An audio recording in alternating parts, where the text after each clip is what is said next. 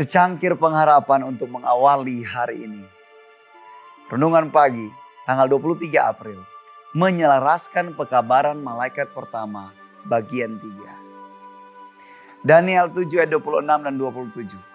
Lalu majelis pengadilan akan duduk dan kekuasaan atau tanduk kecil akan dicabut daripadanya. Maka pemerintahan, kekuasaan akan diberikan kepada orang-orang kudus, umat yang maha tinggi. Kemarin kita telah melihat bahwa sejak akhir tahun 1830-an, Josiah Litch telah mulai menafsirkan, telah tiba saat penghakimannya. Dari Wahyu 14 ayat 7, sebagai sesuatu yang terjadi sebelum hari penghakiman terakhir. Litch sendiri percaya bahwa pengadilan atau penghakiman pra-Advent telah dimulai pada tahun 1798 di akhir periode waktu nubuatan 1260 hari. Daniel 7. Ayat 25.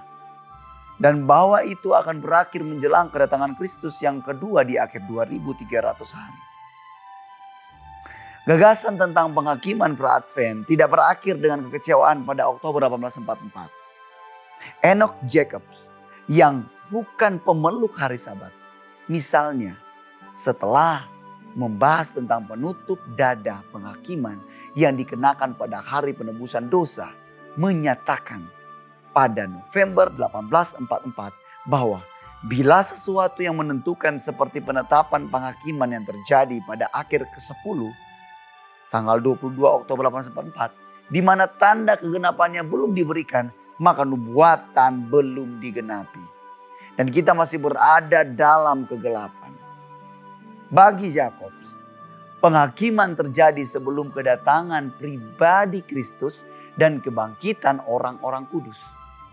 Sekali lagi, pada Januari 1845, Apollos Hale dan Joseph Turner mencari pemahaman yang lebih mendalam tentang perumpamaan mengenai perjamuan kawin. Secara khusus, mereka menunjukkan bahwa perumpamaan perjamuan kawin di Lukas 12 berbicara mengenai orang-orang yang perlu menunggu sampai Kristus pulang dari perkawinan.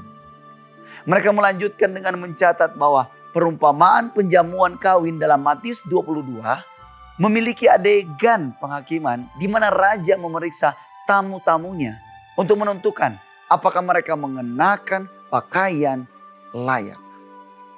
Turner dan Hale menghubungkan kisah-kisah perjamuan kawin itu dengan berkuasanya Kristus dalam kerajaannya sesuai adegan penghakiman di Daniel 7. Mereka menyimpulkan bahwa mulai tanggal 22 Oktober, Kristus memiliki pekerjaan baru untuk dilakukan di dunia yang tidak tampak.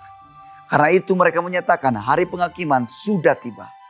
Pada tanggal 20 Maret 1845, Miller telah menyamakan penghakiman dalam Wahyu 14 dengan adegan penghakiman dalam Daniel 7. Yang menunjukkan bahwa sejak tahun 1844 Allah telah berada dalam karakter penghakimannya untuk memutus perkara semua orang benar. Sehingga para malaikat dapat mengetahui siapa yang harus dikumpulkan pada kedatangan Kristus yang kedua. Miller menambahkan, jika ini benar, siapa yang dapat mengatakan bahwa Allah belum memulihkan bait sucinya? Terima kasih Tuhan atas logika firman-Mu.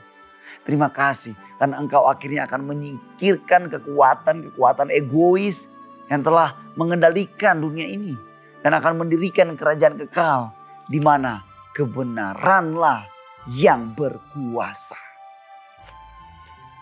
Doa kita hari ini. Kami bersyukur atas logika firman-Mu. Iman pada penghakiman adil-Mu. Kuatkan pengharapan kami Tuhan. Setia menantikan kerajaan kekal-Mu. Hidup benar kami sambil berjaga hingga Kristus datang untuk memulihkan segalanya. Haleluya. Amin.